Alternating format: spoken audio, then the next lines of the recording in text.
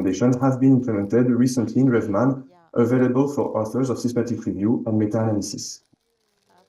So this presentation is largely based on the webinar that has been published on the Cochrane Method Group website, on Cochrane Training, and also on YouTube, thanks to Professor Joe Mackenzie and Professor Veronika. And this presentation has also been based on the details that have been updated in the Cochrane Handbook for Systematic Reviews of Intervention that anyone can access.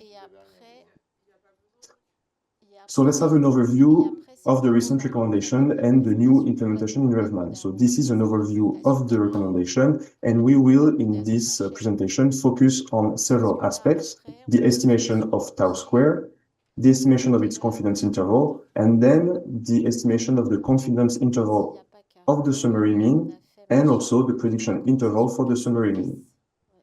And we're going to start with the estimation of tau square. So before 2024, the only method available in RevMan for the estimation of tau square was the Simonian and Laird method. But this method has shown that it frequently underestimates tau square, especially in the context of few studies, which is generally the case in a majority of Cochrane reviews. Recently, a new method has been implemented, the restricted maximum likelihood, which performs better than the Simonian and Laird method and provides less biased estimates, regardless of the number of studies. So here we have an example where we have the tau square estimation using the Simonian and Laird method, and also the tau square estimation using the restricted maximum likelihood method. And here, the restricted maximum likelihood method has a higher value of tau square, which reflects better the heterogeneity of the meta-analysis. Even though we can estimate tau square, those estimates can be imprecise, which is why now in RevMan it is possible to also estimate the confidence interval of tau square. This is especially useful for authors because it conveys the uncertainty in the estimate and also provides an indication as to whether there truly is heterogeneity or not. For example, here we see that the 95% confidence interval for tau square, the between study heterogeneity, exclude the value of 0, which means that we are indeed in the presence of statistical heterogeneity. Now, let's look at the different methods that are used for the estimation of the confidence interval and the prediction interval. Various methods are available to calculate the confidence interval of the summary measure. Until 2024, only one method was available in RevMan, and it was the wild-type confidence interval method with a normal standard distribution. However, it has been shown in simulation study that this method can yield overly narrow confidence interval when few studies are included. And several alternative methods have been tested in simulation study, and most notable among the alternative methods is the Hartung-Knapp-Seeling-Junkman method. With the Hartung-Knapp-Seeling Junkman method, the adjustment using this method widens the confidence interval to reflect the uncertainty in the estimation of the between-study heterogeneity, tau square. And this method performs well in the presence of observed heterogeneity. And we can see here in this example, for example, the two methods, the wild-type method and the Hartung-Knapp-Seeling-Junkman method, with the second one providing wider confidence interval compared to the previous one. However, the Hartung-Knapp-Seeling-Junkman method shows some limitation. For example, when no heterogeneity is observed, that means tau square equals 0, the Hartung-Knapp-Seeling-Junkman method can yield overly narrow confidence interval compared to the other method. And we can see here in the example on the top of the slide. Another limitation is that when there are few studies, the Hartung-Knapp-Seeling-Junkman method can yield overly wide confidence interval, which is the opposite of the previous limitation.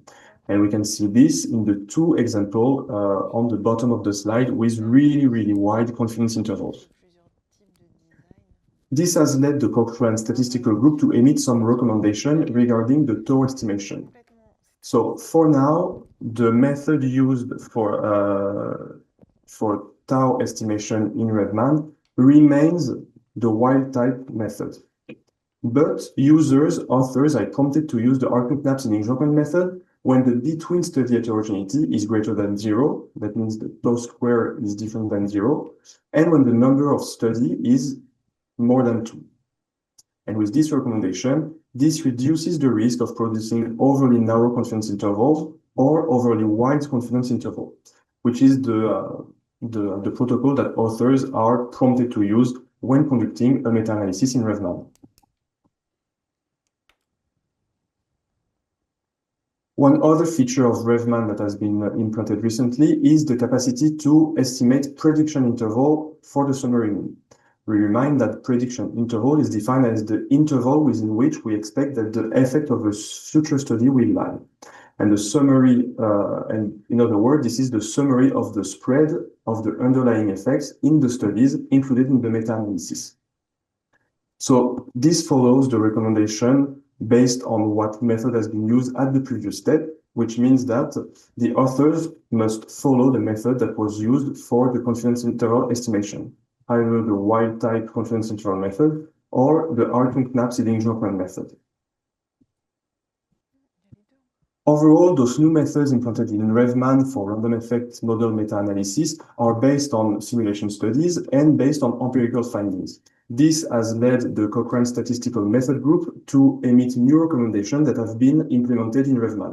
And we can also see that these new recommendations are now updated in the Cochrane Handbook at the section dedicated in the meta-analysis with random effect model. And what we need to remember is either for the tau estimation, now the default method is the restricted maximum likelihood method. But authors can still choose to use the Dar-Simon and Laird method if they want to, but this is optional. And then for the estimation of the confidence interval for the summary effect, now the Artung-Knapp-Sbidian method is recommended, but only if there is heterogeneity, which means tau square is above 0, and if the number of studies is above 2. Furthermore, RevMan now makes it possible to estimate the prediction interval using similar methods as the one used for the estimation of the confidence interval. And of course, I would encourage anyone interested in those methods to go have a look at the Cochrane training video, which are available on the Cochrane website or on YouTube. And also, for more details, go on the Cochrane handbook for a more detailed explanation. Thank you very much. Thank you, Robin, for your presentation, and thank you both of you for these updates. So to date, AI is a little bit disappointed, except for extraction screening. And maybe screening, yeah. Yes. And I was wondering how the author deals for the extraction between different sources. For the psoriasis review, we extract the outcomes using the publication, but also clinical trial data. And so how they deal with these different sources, and maybe the discrepancy between these sources. Yeah. In the study that I presented, they just take 10 studies. Convenience sample. They choose studies where there is a PDF available. Okay, so only the published study. Only the published study. I think you could deal with that with the prompt, but it adds a new difficulty to the extraction to give it a ranking.